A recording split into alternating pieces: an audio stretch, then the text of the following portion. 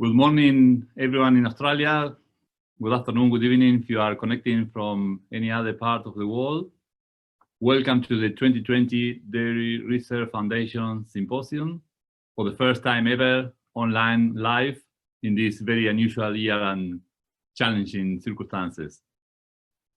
So before I start, or before we begin our symposium, I'd like to acknowledge the traditional owners of Australia and recognize the continuing connection to land, water, and culture. I am currently on the land of the Dharawal people of the Eora Nation and pay my respects to their elders, past, present, and emerging.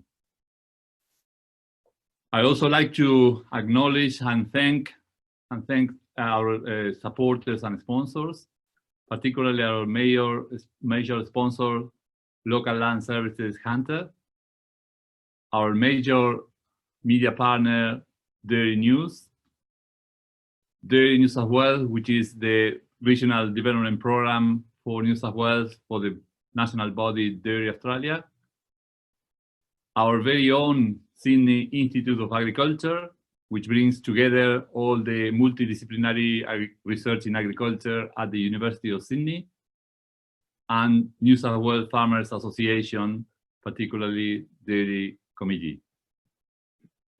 With me here is Michael Perich, who is a dairy farmer and also the president of the Dairy Research Foundation. And Michael will now formally open this symposium. Michael? Thanks, Yanni. I'd like to welcome everybody. As Yanni has mentioned, at this stage, we have over 314 people that have registered for this online symposium, which is the first for the Dairy Research Foundation. There's been a lot of work that has gone in to put this symposium together, and the agenda and the topics are really at the forefront of what we're doing in our industry. I really want to thank all the people in the committee that have been part of the organising of this event. Yanni, together with Lynn and the rest of the committee, have put in a lot of effort to get this to occur. As Yanni mentioned, the COVID-19 has created a lot of opportunities and a lot of constraints to a lot of businesses and a lot of countries. And I think this is a really good medium to be able to present some of this research that's happening. We've got our emerging scientists also presenting. There's a lot of good topics here over the next 2 days. I really would encourage everybody to interact and ask questions through the forums when it comes through. I really would like to thank all those supporters that have supported through the Dairy Research Foundation for this symposium and over the last number of years. It's really integral to have those in these symposiums. We can't run them without them. Unfortunately, we won't get to do our normal farm visits, which is always a really interesting part, and to have the scorecards with our young scientists as we go around to every different station, but we will still put those topics together. So the Dairy Research Foundation with the Sydney University is also working really closely around some support over the next 5 years around some project funding, which Yanni's leading and doing a very good job in terms of picking different topics and different areas to focus on over the next 5 years, working together with the local government, Sydney University, Dairy Australia, many other private enterprises and other milk processing companies as well. So that project's something that's being worked on at the moment. So really want to thank Yanni for his effort over these last few months around putting that together, and really hope to see that come to fruition in the next short period of time. So with that, I would like to open the Dairy Research Foundation Symposium for 2020. Thanks very much, Michael. And we just, as you know, we concentrated on the 4 pillars for this symposium, the 4 pillars that will really bring the recovery for the industry, and that is managing the business, bringing innovation on farm, addressing society concerns, and looking back into science as the driver of tomorrow's changes on farm. So with that, without adding anything else, I will open the first session and call our chair for the first session, Greg Duncan, who is the Regional Extension Officer for Dairy New South Wales in the South Coast and Far South Coast. And I will remind you to ask questions anytime through the Q&A option in Zoom. And also, if you have any technical issues, please use the chat option. So I will now leave you with Greg for running the first session, business. Thank you. Thank you, Michael and Yanni. Real pleasure to be involved in another Dairy Research Foundation Symposium this year. As Yanni mentioned, I'm a Regional Extension Officer with Dairy New South Wales, based here on the South Coast. It's my pleasure to open the first session, which is business. And I'd like to introduce our first speaker, Professor Bill Malcolm.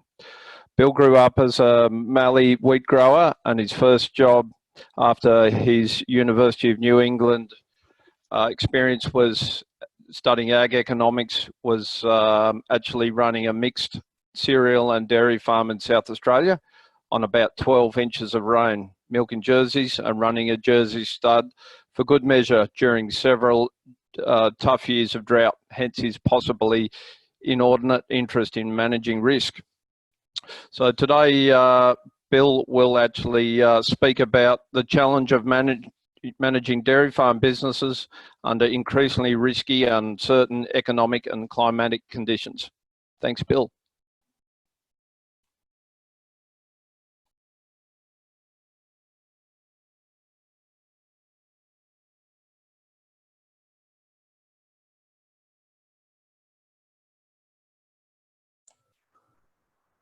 Hi, Bill. Sorry, you will need to unmute yourself.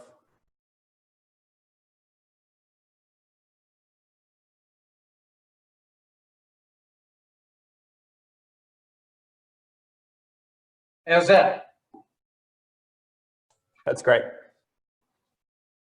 Albert Einstein once said, "Don't worry about the future, it'll happen soon enough." Now, Albert knew a fair bit about a lot of things, but he didn't know too much about running dairy farm businesses. The fact that the future will be here soon enough, it is just around the corner, just over the hill, means that we should be thinking about it and thinking hard about it, not worrying about it, but thinking about it. The future is a different world, and it will arrive soon. And you can't remember the future, so you've got to imagine the future. There is evidence there'll be 10 billion more people, 10 million people in the world in another 30 years. Farm businesses face the biggest challenge they'll face the next 30 years that they'll probably ever face. We're going to have a lot more people, we're going to have a lot more wealthy people in the world, and we're going to have a rougher climate to work in. There'll be a couple of degrees warmer in parts, we'll have shorter springs, we'll have drier seasons. Some parts of Australia might grow a bit more grass, some might grow a bit less at different times. The world, the economics and the climate is going to be rougher, prices are going to be more volatile, yields are going to be more volatile, and more than our predecessors had. And that, of course, makes things more complicated, means there's more risk to manage, but also means there's more opportunities.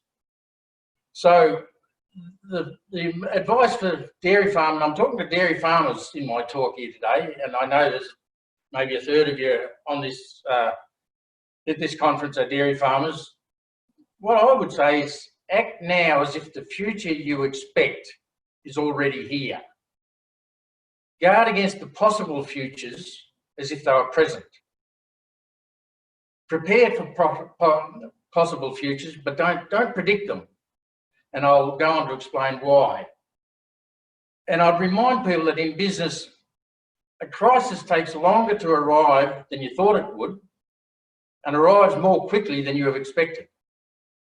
So thank you, Yanni. Thanks for the opportunity, and thank you, your team, to talk to this symposium about business and risk. And I'm going to talk about farm management, I'm going to talk about risk and uncertainty, and I'm going to talk about decision making. I've got 20 minutes to just show you how someone trained in farm economics thinks about this. So welcome everybody to my home.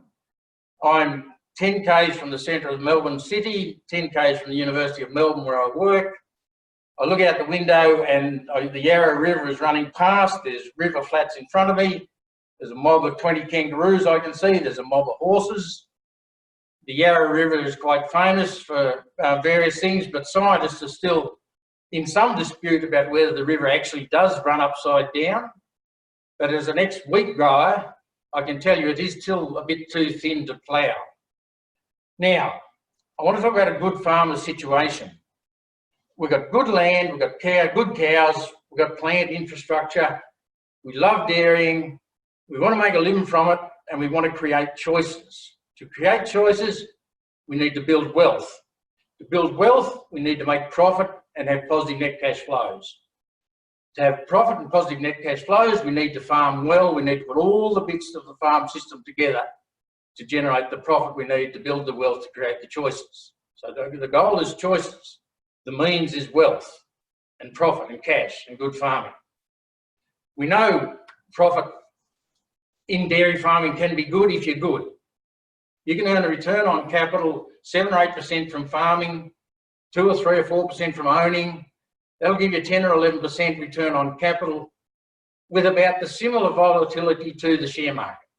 Now, Australian agriculture is more risky than the rest of the world, but it can be as good an investment as there is in Australia, as long as you're very good at what you do.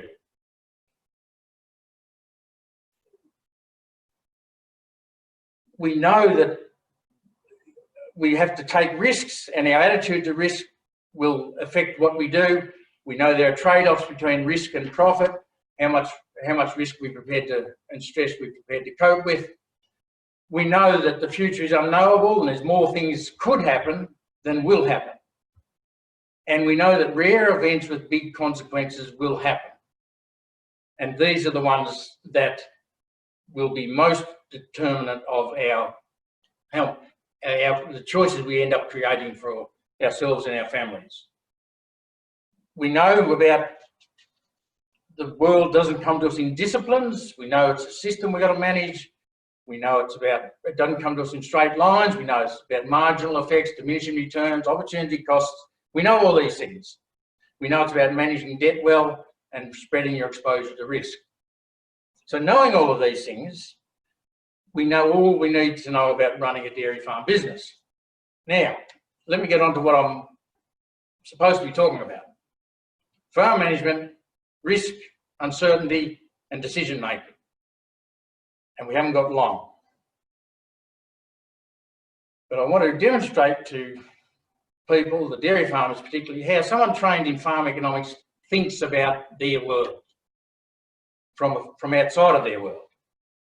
Firstly, farm management, we define it, we being farm economists, it's a process by which managers manage resources and situations, trying with less than full information to achieve their goals.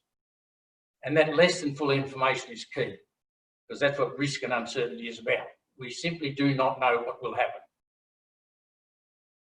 5 words sum up what we know about the future. We simply do not know. So we've got to make good bets, well-informed bets. A central premise of farm management is it's the whole system we've got to manage. People tend to tackle problems in pieces rather than as a whole. And if you solve part of a problem, you'll get part of it right and you'll have part of it wrong. So solutions to parts are not solutions to wholes. It's better to solve the whole of the problem roughly than part of the problem precisely. It's better to be roughly right than precisely wrong. The best farmers I know have some characteristics. They're passionate about their business, and we'll see that in a minute when Justin talks to us. They want to be the best they can be at farming. They know what makes them money in their business. This is key.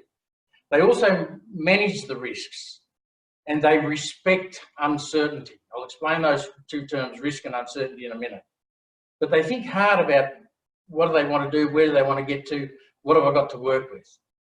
The best businesses I know have clear goals and a definite strategy to meet those goals. The saying goes, if you don't know where you want to go, any road will get you there. So getting those objectives right making them fit with the resources you've got to work with, and having a clear strategy to get those, to achieve those goals, is something I think more than ever, we, as running businesses, we can spend a good bit of time thinking hard about. Risk, we define it, we being economists, it's something you can put, a risky event is something you can put odds on. It's, you go to the races, all the horses are on the bookies board, they've all got odds, they're all risky events. Risky events are things we can put probabilities on. Risky events we basically can manage for. With the risk of a short spring, a failed spring or a short spring, or milk price dropping to $4.50. These are things that have happened before. We've got a feel for how often they could happen. We can include the likelihood of them happening in our decisions. They're risky events, and we tend to be able to set our businesses up to cope for a range of prices, a range of seasons, a range of interest rates, a range of exchange rates. There's a range in which we can sort of, our businesses operate pretty well. And we also know, you know, 3 years in 10 will make good money, 3 years in 10 will be really, really disaster, and 3 or 4 will be, you know, okay. So that's Australian farming. The big one though is uncertainty. Uncertainty isn't even on the bookies board. It's not even a runner in the race. We can't imagine an event that's going to happen.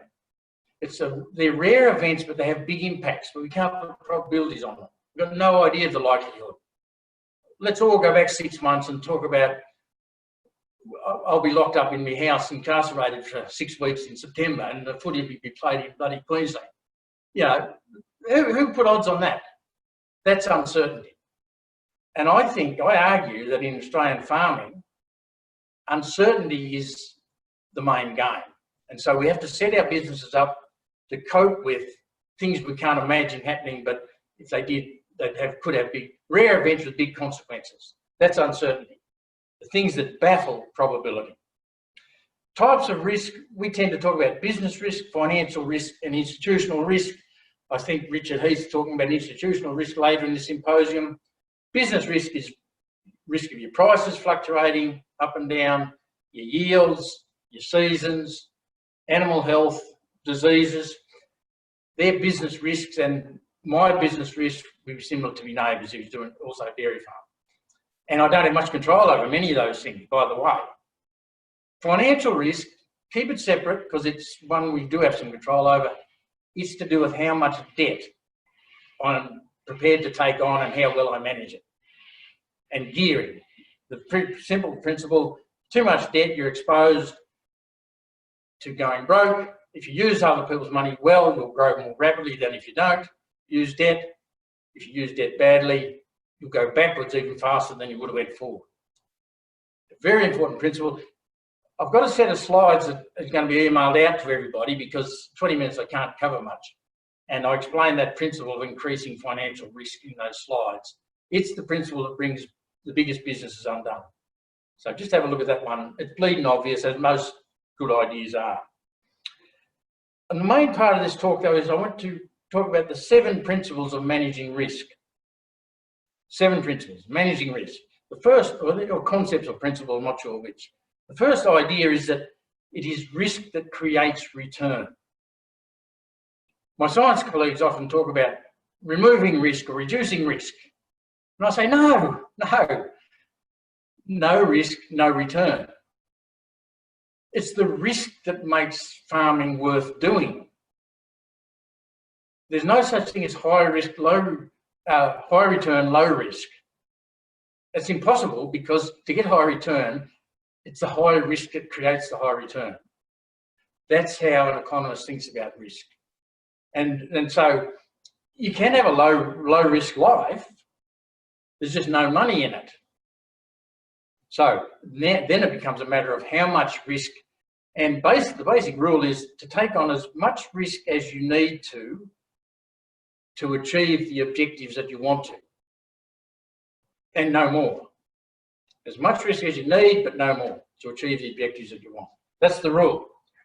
The second principle is about intensification and growth. Now, the cost price squeeze means you must grow your productivity You must grow your business. If you're standing still, you're going backwards. Your competitors will take you over. And I'm talking about international competitors as much as local.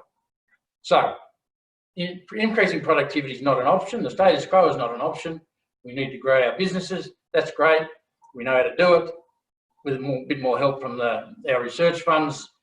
Investing well in research, keep the flow of technology coming, it would be a good thing. When you grow your business, you intensify, you increase the complexity, and that's particularly important in dairying. You can get too big, too complex, too hard, too much debt, and big businesses can go broke as well as small ones. The point I'm making is that intensification increases the average annual profit and the volatility of that profit. That's fine. You'll earn more, make more profit over the long term, but it'll be a rougher ride. So that's a given. And that's why I say the next generation of farmers, the next 10, 20, 30 years, they're going to grow their businesses, they're going to do it well, they'll make more profit, but it'll be a rougher ride to manage. That's the essence of my argument. Now, so the next principle comes in here, the portfolio principle. This is the beauty. Markovit's got a Nobel Prize for this. It says don't put all your eggs in one basket, but you don't get a Nobel Prize for saying that, do you? It's a bit more subtle. It says don't have all your investments correlated. Don't have them all such that they all go up together to the same amount, or they all go down together to the same amount. If you can have a portfolio of assets that are not perfectly correlated, a correlation less than 1 is all you need. The principle shows that you can maintain your profits without increasing your risk. So that's a brilliant idea. So I just say to all my farmer mates, for heaven's sake, get some of your assets out of agriculture. Don't go investing more and more in the dairy industry when you're already in it. Get some of it out of in a different area. It's bleeding obvious, and the best farmers do it. Next principle is the principle of increasing financial risk. I've talked about that. Get the gearing right. Have a reserve of borrowing capacity to cope with the uncertainty that's going to happen. I don't know what's going to happen, but something will, and you'll need that borrowing capacity. Or have that borrowing capacity to use it when the opportunity comes. Many farmers I know, good farmers, may say they make most of their money during droughts and downturns. That's when they've expanded because they've had the borrowing capacity to do it. And I think one rule I'm sort of thinking is we all need to have a bit more equity than we got away with in the better times of the past. That might be a conclusion. Another risk concept I love is the concept of selling the stuff. Risk is a commodity. If you don't want the risk, sell it to someone who does. And here, it could be simple insurance, or it could be selling price risk using futures market. And our processors can use futures. Or sell the risk of your feed costs. Lock it in. Sell the risk you don't want to someone who does. That's a beauty. We might have water futures one day. Get rid of the risk of water prices being unusually high. The next principle is try to minimise your exposure to risks you can't control, but in agriculture, that works better in non-agriculture than agriculture. And the final principle is set up your business to handle uncertainty. Now, I've got a few minutes left. I just want to talk about decision-making and management. And the main point I want to make here is, first of all, I've said, set your business up, take no more risk than you need to take to get the goals you want to achieve. The making decisions is a process. And when faced with a decision, people often jump to the solution. What will I do? Faced with a choice, what will I do? They miss the first step. And this is key. The first step in making a decision is deciding what process will I use to make the decision. You don't jump straight to the question, jump straight to the answer. You say, how would I best decide? I'm thinking of changing my milk company. How will I think about changing? How will I make that decision? So remember that. I think one of the lessons from this talk is in decision making, Don't jump to the solution. First say, how will I arrive at a good solution? It's a big difference, and it's a big step, and it's a really valuable step. Managing risk, I've only got another couple of minutes. First of all, be technically good. Be a good farmer is the best thing you can do to manage risk. If you don't do risk management, you're already in a risky business. If you treat risk management as a part-time job, you'll soon be looking for one. Timing matters. The right decision is the wrong one if you take it too late. And that's about ordering water, getting your feed supplies all ready, seeing the feed shortages coming. If you make that decision too late, it's the wrong decision. Time can be a good input to a decision too. How many of us have sort of thought we'd do something and then for various reasons we didn't, and then the future unfolded and we thought, thank heavens we didn't do that. So I'm not an argument for procrastination, but it's an argument for considered judgment, putting time into really weighing things up, not being too spontaneous, I guess, in some ways. Difficulties create opportunities. It's how we frame the issue is really important. Ask yourself, what if I am wrong? We often get so wrapped up in a decision we're not too rational, and we've got, I think, asking yourself, what if I'm wrong? Being able to say no to an opportunity is hard sometimes, but remember, when you take up an opportunity, you rule out the next opportunity that turns up. And when you say no to an opportunity, it's not the last one you'll ever see. There'll be another one along tomorrow. But it's not easy. 1 minute, Bill. Righto. When you make an investment, you make a change to your business, add 2 years to reaching steady state and full production. It always takes longer than planned. Planning is useful, but plans are useless. They don't turn out because the world changes. That's fine. It's not an argument not to plan. It's an argument to plan because the world changes. And we need to keep on top of that. Act counter-cyclical. The cure for high prices is high prices. Easy to say, but that's the key. Act in a counter-cyclical way. In a decision, only 2 to 3 factors are decisive. Listen to experts and recognise that they can never know all that is needed. Another minute, last minute on decision-making processes, and I've got a couple of slides on this in the slides, but I've said we make the mistake of jumping to the decision when we say, what is the process I will use to make the decision? But there's lots of, we can only be so smart, we can only think so straight. There's biases, we have biases built into our decision making. It's how you frame a question in terms of, is it a risk or is it an opportunity? Is it a threat or an opportunity? Same issue. You can frame it as both. There's always an upside. We can draw too much on our intuition, which is experience, if we're dealing with issues that are beyond our experience. We can draw analogies to say, oh, this is like X, and we focus on the similarities and we overlook the differences, and the differences are always there because the world's always changing. Greg, I'm about to wrap up. The wisdom of crowds, 2 heads are certainly better than one, but crowds where everyone goes along to get along, you get the groupthink problem. Last point, some farmers spend too little time learning, some spend too much time learning. You know, the ones who spend too much time learning before they can make a decision. I used to be undecisive, now I'm not so sure. We know them. You know the other type who spend too little time learning, they just know. Don't need analysis. They just know. Everyone's got a neighbour like this. They're often wrong, but they're never in doubt.